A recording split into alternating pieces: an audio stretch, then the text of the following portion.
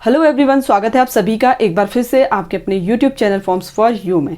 Friends, आज की इस वीडियो में मैं उन सभी कैंडिडेट के लिए बीएड एंट्रेंस का पेपर लेके आई हूं जो आर्ट्स ग्रुप से जुड़े हुए हैं। जी हाँ फ्रेंड्स, और प्रीवियस ईयर के क्वेश्चन पेपर भी हमने अपने चैनल पर अपलोड किए हुए हैं, आप वो भी देख सकते हैं। तो फ्रेंड्स देखिए, जो आर्ट्स ग्रुप से क्वेश्चन पेपर पूछा जाता है, 50 मार्क्स का क्वेश्चन पेपर पूछा जाता है और 1 आवर की आपको इसमें टाइमिंग दी जाती है। तो किस टाइप के क्वेश्चन आर्ट ग्रुप के कैंडिडेट से पूछे जाते हैं वो हम इस वीडियो में आगे देखेंगे। इसके लिए आप कंप्लीट वीडियो देखें, वीडियो को स्किप ना करें। और हाँ फ्रेंड्स, अगर आप चैनल पर नए हैं तो चैनल को सब्सक्राइब जरूर कर लें ताकि बीएड के रिगार्डिंग सभी अपडेट आपको टाइम टू टाइम मिलते रहें। तो चलिए स्टार्ट करते हैं आज का ये वीडियो। तो पहला क्वेश्चन है, बादलों का वायुमंडल में तैरने का कारण है उनका कम घनत्व। ऑप्शन डी इसका करेक्ट आंसर होगा। घनत्व कम होने के कारण ही ये वायुमंडल में तैरते हैं।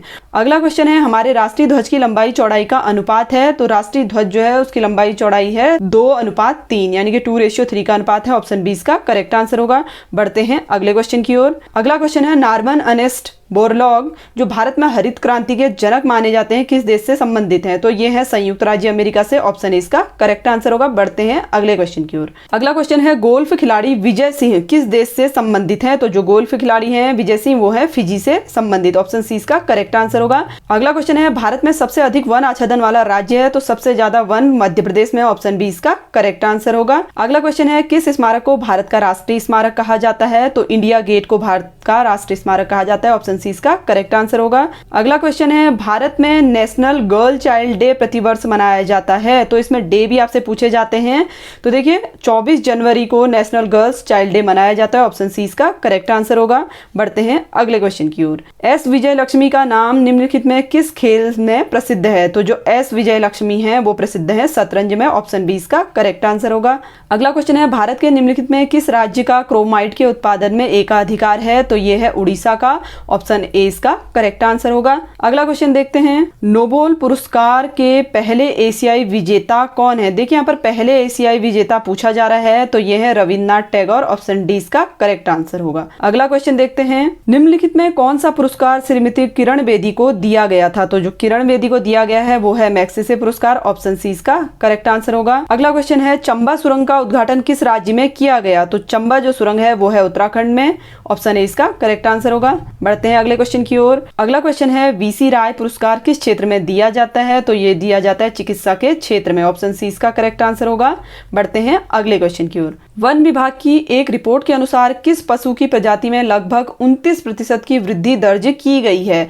तो ये की गई है एशियाई शेर में। ऑप्शन बी इसका करेक्ट आंसर है। नेक्स्ट क्वेश्चन है, इसरो स्थापित किया गया था। तो इसरो की जो स्थापना की गई थी 1969 में की गई। ऑप्शन बी इसका करेक्ट आंसर होगा। अगला क्वेश्चन है, उत्तराखंड के किस जिले में धौली गंगा इलेक्ट्रिक प्रोजेक्ट स्थित है? तो यह है पिथौरागढ़ में। ऑप्शन बी इसका करेक्ट आंसर होगा। अगला क्वेश्चन है, पारिस्थितिकी स्थायी अर्थव्यवस्था है किसके द्वारा कहा गया है? तो पारिस्थितिकी को स्थायी अर्थव्यवस्था सुंदरलाल बहुगुणा जी ने कहा था। ऑप्शन ए इसका करेक्ट आंसर होगा। अगला क्वेश्चन है, विश्व जल दिवस कब मनाया जाता है? तो विश्व जल दिवस मनाया जाता है 22 मार्च को। ऑप्शन बी इसका करेक्ट आंसर होगा। बढ़ते हैं अगले क्वेश्चन की ओर। अगला क्वेश्चन है, उस गवर्नर जनरल का नाम बताइए जिसने सती प्रथा का अंत किया। तो सती प्रथा का अंत किया था लॉर्ड विलियम बेंटिक ने। ऑप्शन सी इसका करेक्ट आंसर होगा। अगला क्वेश्चन है, वो राज्य जहां सबसे अधिक संख्या में कॉटन टेक्सटाइल मिल है तो वो है महाराष्ट्र में। ऑप्शन ए इसका करेक्ट आंसर होगा। बढ़ते हैं अगले क्वेश्चन की ओर। संसार की सबसे लंबी नदी कौन सी है? तो संसार की सबसे लंबी नदी है नील नदी। ऑप्शन सी इसका करेक्ट आंसर होगा। अगला क्वेश्चन है, भारत का पहला जैव आरक्षित क्षेत्र कौन सा है? तो यह है नीलगिरी। ऑप्शन बी इसका करेक्ट आंसर होगा। बढ़ते हैं अगले क्वेश्चन की ओर।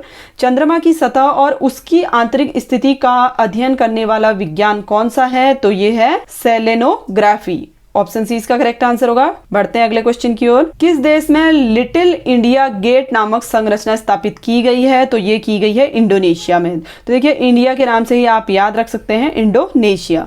तो इंडोनेशिया में लिटिल इंडिया गेट नामक संरचना की स्थापना की गई है। अगला क्वेश्चन है, हमारे सौर मंडल का सबसे बड़ा प्राकृतिक उपग्रह कौन सा है? तो यह है गैनीमेड। ऑप्शन सी इसका करेक्ट आंसर होगा। बढ़ते हैं अगले क्वेश्चन की ओर। अगला क्वेश्चन है, खजुराहो गुफा किस वंश के शासनकाल के दौरान बनाई गई थी? तो ये बनाई गई थी चंदेल वंश के शासनकाल में। ऑप्शन बी इसका करेक्ट आंसर होगा। बढ़ते हैं अगले क्वेश्चन की ओर। भारतीय शिक्षा में मैग्ना कार्टा किसे कहा जाता है? तो मैग्ना कार्टा कहा जाता है वुड्स डिस्पैच को। ऑप्शन ए इसका करेक्ट आंसर होगा। अगला क्वेश्चन है, विश्व का पहला भारतीय छात्र जिसने लंदन में 2020 में gold in mine sports olympiad जीता, तो वो है नीलकंठ भानु प्रकाश। तो अभी देखिए फ्रेंड्स, प्रेजेंट में आपसे ओलंपिक के क्वेश्चन भी पूछे जा सकते हैं। गोल्ड मेडल किसके द्वारा लिया गया इंडिया से, तो आपको नेम पता होना चाहिए, वो है नीरज चोपड़ा, जिनको जेवलिन थ्रो में क्या मिला था? गोल्ड मेडल मिला था। अगला क्वेश्चन है, देश में लिंगानुपात में गिरावट के संभावित कारण क्या हैं? तो कन्या भ्रूण हत्या सबसे बड़ी वजह है लिंगानुपात में गिरावट की, तो ऑप्शन बी जो होगा इसका करेक्ट आंसर होगा। बढ़ते हैं अगले क्वेश्चन की ओर। अगला क्वेश्चन है, भारत में कोणार्क सूर्य मंदिर कहाँ स्थित है? तो ये है पुरी में। ऑप्शन ए इसका करेक्ट आंसर होगा। बढ़ते हैं अगले क्वेश्चन की ओर। अगला क्वेश्चन है, नेल्सन मंडेला ने निम्नलिखित में कौन सी पुस्तक लिखी है? तो इन्होंने लिखी है आजादी के लिए लंबी यात्रा। ऑप्शन ए इसका करेक्ट आंसर होगा। अगला क्वेश्चन है, गौतम बुद्ध के जन्म का प्रतीक चिन्ह क्या है? तो यह है कमल। ऑप्शन बी इसका करेक्ट आंसर होगा। बढ़ते हैं अगले क्वेश्चन की ओर। कांग्रेस के किस अधिवेशन में पूर्ण स्वराज का लक्ष्य निर्धारित किया गया था? तो ये किया गया था लाहौर अधिवेशन में 1929 में। ऑप्शन ए इसका करेक्ट आंसर होगा। बढ़ते हैं अगले क्वेश्चन की ओर। 12 मई 2020 को कोरोना लॉकडाउन पीरियड में, देखिए कोरोना से जुड़े हुए क्वेश्चन भी आपसे पूछे जाएंगे। 12 मई 2020 को कोरोना लॉकडाउन पीरियड के दौरान पीएम नरेंद्र मोदी द्वारा आत्मनिर्भर भारत मिशन या सेल्फ रिलायंट इंडिया मिशन की घोषणा की गई थी। आत्मनिर्भर भारत मिशन के प्रमुख स्तंभों का चयन कीजिए। तो जो आत्मनिर्भर भारत के प्रमुख स्तंभ हैं वो इनमें से कौन कौन से हैं वो हमें बताने हैं। तो देखिए, इसके अर्थव्यवस्था को इन्होंने इसके अंतर्गत लिया था, आधारिक संरचना को लिया है, प्रौद्योगिकी को भी लिया है, जीवंत सांख्यिकी को भी लिया है। तो उपरोक्त सभी क्या होंगे? इसके करेक्ट आंसर होंगे। अगला क्वेश्चन है, निम्नलिखित में कौन सा पार्क यूनेस्को की विश्व धरोहर स्थल में सूचीबद्ध नहीं है? तो हमको इनमें से बताना है कौन सा पार्क जो है यूनेस्को द्वारा शामिल नहीं किया गया है विश्व धरोहर में, तो वो है कान्हा पार्क। ठीक है, ऑप्शन डी इसका करेक्ट आंसर होगा। बढ़ते हैं अगले क्वेश्चन की ओर। 1857 की क्रांति का प्रारंभ कहां से हुआ था? तो ये हुआ था मेरठ से। ऑप्शन बी इसका करेक्ट आंसर होगा। अगला क्वेश्चन है, सिंधु घाटी के लोगों का मुख्य व्यवसाय क्या था? तो जो सिंधु घाटी के लोग थे उनका मुख्य व्यवसाय था कृषि। ऑप्शन ए इसका करेक्ट आंसर होगा। अगला क्वेश्चन है, हिंदू विधवा पुनर्विवाह एक्ट पारित हुआ था? तो ये हुआ था 1856 में। ऑप्शन सी इसका करेक्ट आंसर होगा। बढ़ते हैं अगले क्वेश्चन की ओर। 5 जून को मनाया जाता है, तो मनाया जाता है विश्व पर्यावरण दिवस। ऑप्शन बी इसका करेक्ट आंसर होगा। बढ़ते हैं अगले क्वेश्चन की ओर। अगला क्वेश्चन है, निम्नलिखित झीलों में कौन सी नमकीन पानी की झील है? तो वो है सांभर झील। ऑप्शन ए इसका करेक्ट आंसर होगा। निम्नलिखित में रबर किस प्रकार की वनस्पति से संबंधित है? तो जो रबर प्राप्त किया जाता है किस टाइप की वनस्पति से किया जाता है वो है उष्णकटिबंधीय सदाबहार वन। ऑप्शन डी इसका करेक्ट आंसर होगा। बढ़ते हैं अगले क्वेश्चन की ओर। राजा सांसी हवाई अड्डा स्थित है? तो राजा सांसी हवाई अड्डा है अमृतसर में। ऑप्शन ए इसका करेक्ट आंसर होगा। बढ़ते हैं अगले क्वेश्चन की ओर।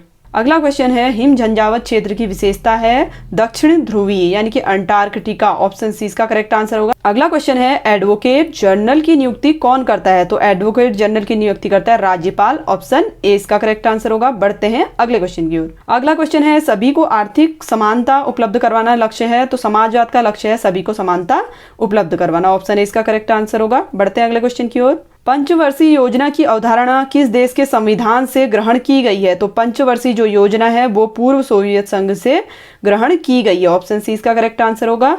अगला क्वेश्चन है, किसी देश का विकास सामान्यतः निर्धारित होता है?